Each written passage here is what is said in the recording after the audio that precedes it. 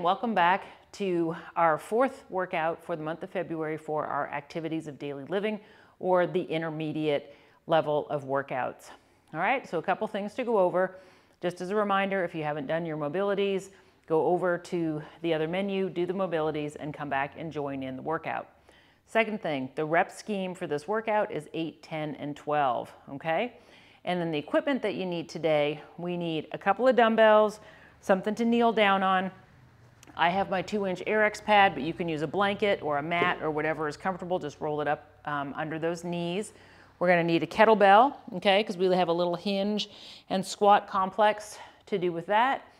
And let's see, the other thing you're gonna want is either a bench or something to sit on and your bands, okay? Because we're gonna hook those up, and we're gonna hook up 2 or 3 of them to make it tough to do some seated rowing. So if we've got the bands, then that's great. And if you don't have those angle 90 handles, let me know if you need them and where to get them, because I can hook you up with a discount code to make them a little bit more reasonable. I think it basically saves you on the shipping, or I sell them here in house, or you can just use a towel, whatever works for you, okay? So we just want to make it tough and have something to grip onto, then that'll help. And otherwise, that is all that we need to go over. So without further ado, we're gonna start on the ground in a kneeling position with our Aviator raises, okay? So we're gonna be kneeling for this, which makes it a little bit more challenging because we're down here, we're engaging our core. You're gonna feel your hamstrings, your glutes, and your quads kick in, and it's gonna make it a little tougher when you're down at this level, okay? So to review, a Aviator raise, you're basically making a capital letter L, okay? And we're just moving our arms. My upper body isn't really twisting or moving too much, all right? So it's up and switch, okay? So you're basically gonna have 16 total movements, because up and switch, that's 1 repetition. You're gonna do that 8 times, so 16 total movements, all right? So this next one is kind of fun. This is going to be a little challenging, a little coordination. I'm going to take my red band. So if you have these bands at home, use, sort of a medium thickness one, but use what you have. Okay, so it's around my wrists. My hands are open, all right? And I have making a little triangle with the band. And what we're going to do is we're going to do a little reverse push-up with a drop step lunge. So it looks like this. As I pull back, I'm doing my drop step lunge, and I'm coming up, pull it back and down, back and down, back and down. So I'm pulling back and down every time I step back with that leg, okay? So 8 on each leg, 16 total movements with that. And then our third movement is our little hinge and a squat movement, okay? So it looks like this. Here's my hinge, and then I come on up, and then I squat, okay? So we're still holding that kettlebell down nice and low, and we're doing a nice hinge just below the knees, feel the stretch, and then squat it down, get into our quads. So from this angle, we go little hinge, nice flat back, come on up, do a little squat, stand back up, hinge, stand, squat. So just find your rhythm, okay?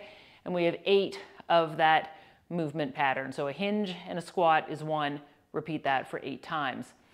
And then if you have a bench, use it. If not, come down on the floor. You're going to grab your dumbbell, hold it underneath the bell, okay? And we're doing our straight arm pullovers. Work your range of motion. Stop the bell just above the eyeballs. Low back into the mat. Use your core. Remember to breathe, okay? All of those things. So those 4 exercises, 8, 10, and 12. When you're done with those, put them away, move on to the finisher. So we're going to do some alternating step ups. So if you have a box or a bench or whatever it is that you have to step up on, now would be the time to get that in the room. So just holding your weights, and we're just going to step up. So start at the top, and we're just going to alternate. Okay, so you probably want to use some fairly heavy weights for this to challenge yourself. Okay, something else that you can do that makes this more challenging is that you can, every time you step, you can switch the weight into the other hand. Okay, so just passing it from hand to hand, okay? So this is a little more cognitive involvement in switching and making sure that you don't drop it, but it gives you that extra little bit of challenge. So either way works for me, okay? So here's where we want a bench or a chair to sit on, okay? And again, if you have those angles 90 handles, that would be super fantastic. If you don't, no big deal. But if you do, we want to loop probably 3 bands together to make this tough, okay? So I'm using my light, medium, and moderately heavy. Have the carabiner on here. Gonna have a seat, okay? And I'm gonna pull, and again, the hand position doesn't matter. So if you wanna just do it with your palms down, you can. If you want to twist, you can. If you wanna keep your hands neutral, so palms facing each other, pull back and down, you can. Or you can do it with your palms up. Any combination of those will work as long as you are pulling back and down, okay? And this is tough. You're going to engage your core, and you have 8 of those. So that is basically our triple band seated row. And let's see, then we're going to go into our reverse curls. So grabbing our dumbbells again, okay? We want to hug those lats in, palms face down, and we're going to come up and squeeze all the way down, full range of motion, and squeeze. Get a good bicep pump. I'll show you from a different angle. Up and squeeze, up and squeeze. All right, so we have 8 of those.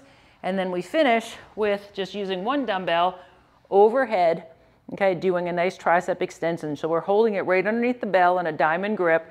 The further down you let that dumbbell go, the greater you're gonna feel the stretch in your tricep.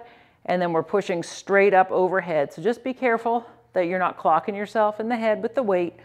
Straight up, full range of motion, really feeling those triceps, okay? So that's the workout.